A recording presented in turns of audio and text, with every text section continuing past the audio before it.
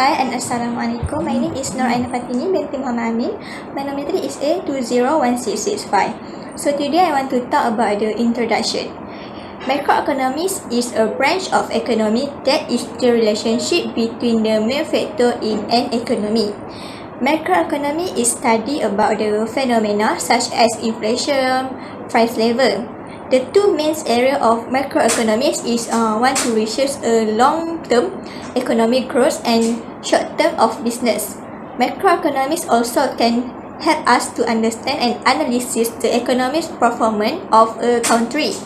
This is also due to the Indonesian economic situation, which is affect the closed labor market. A new problem will arise, namely employment. People have no work for a long time and their skill will be left behind. Hence, they need to rescaling and upscaling, which is cost requires a large expenses. In addition, based on statistics in Indonesia, Ministry of Tourism and Creative Economy Republic of Indonesia, the number of foreign tourists visiting Indonesia decreased to 74.84% in 2020 from 60.11 million in 2019 and only 4.09 million in 2020. Assalamualaikum warahmatullahi wabarakatuh. My name is Putri Syairah binti Abdurrahman. My number military is A20A1914. I want to present about economic activities. What is economic activities in Indonesia? Indonesia is a country that with abundance of natural resource. For example, the country that have fertile soils, it can make plenty of crops. It can make Indonesia be more strong and have increased economic growth.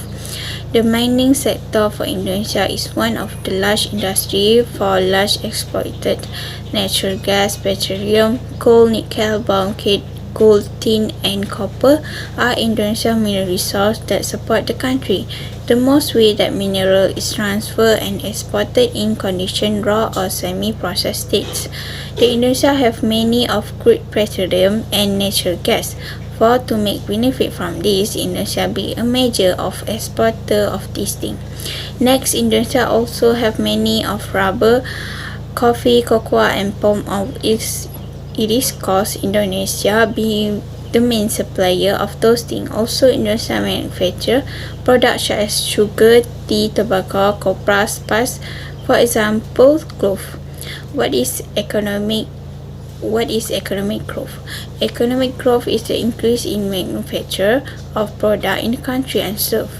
Compared from one period of time to another, it can be measured in nominal of real adjusted for inflation terms. Also, aggregate economic growth is measured in terms of gross national product or gross domestic product. So in this case, Indonesia can make use of abundance of resource in the country to make sure GDP growth and increase of economic growth.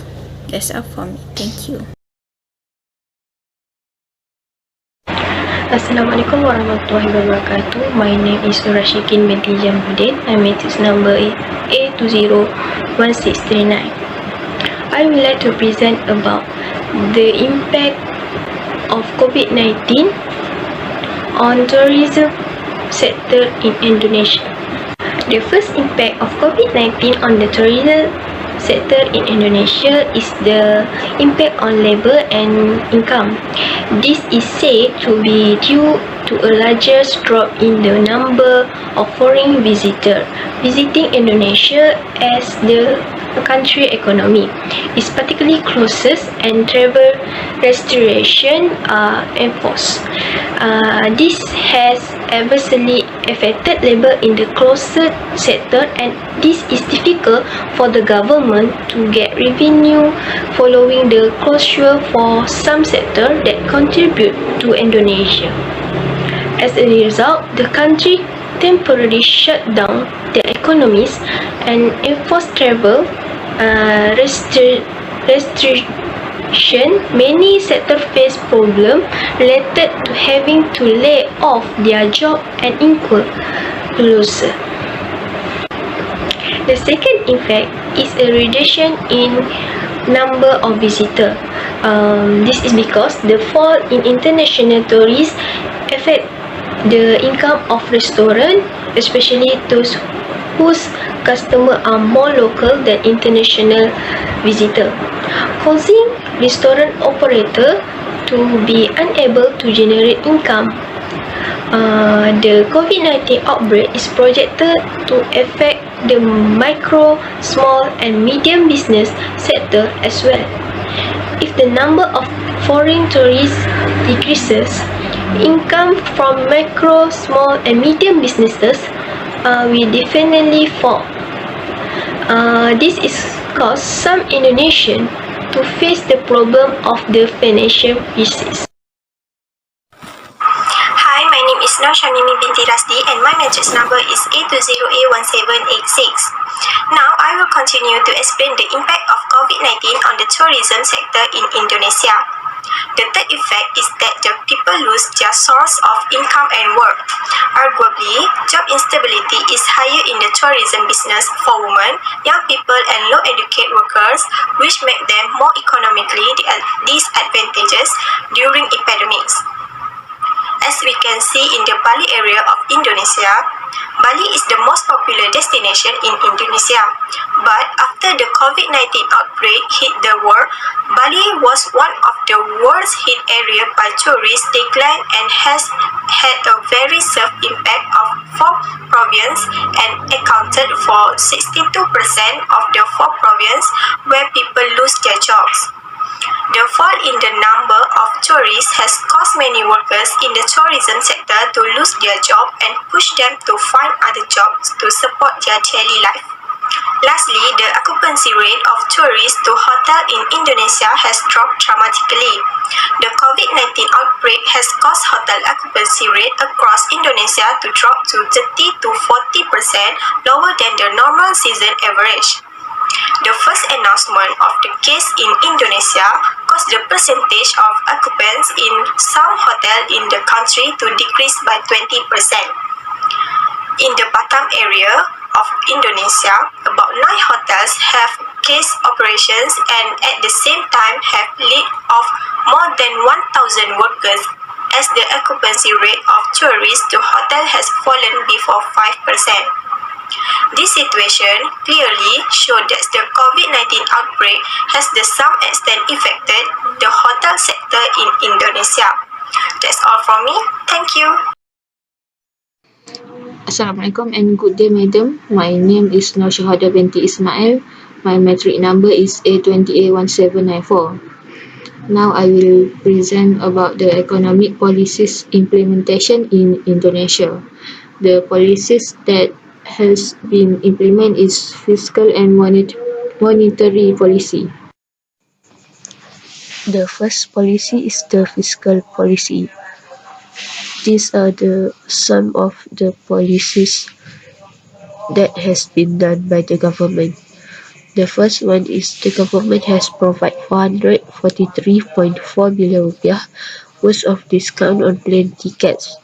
This special incentive is for domestic tourists, where they will receive 30% discount on ticket price to visit one of the 10 destinations that have been chosen by the government. The second one is the government has provided 298.5 billion rupiah incentive to attract foreign tourists. 98.5 billion rupiah will be given to airline and travel agencies. Meanwhile, 25 billion rupiah will be given as tourist incentive and 72 billion rupiah will be given to influencers to help promote tourist destination. And another 103 billion rupiah will be used as tourist advertising and campaign funds. The next one is the government also provide 3.3 trillion rupiah cover for the shortage in local government budget. This is because The restaurants and hotels were exempted to pay some taxes towards local government for 6 months. The last one is the government also provide another 3.3 trillion rupiah in relief grants. It was given to 101 selected metropolis and districts for tourism-related businesses and local government. This grant was this grant was assigned to support the financially challenged hospitality and restaurant industry and also local authorities that are losing tourism income.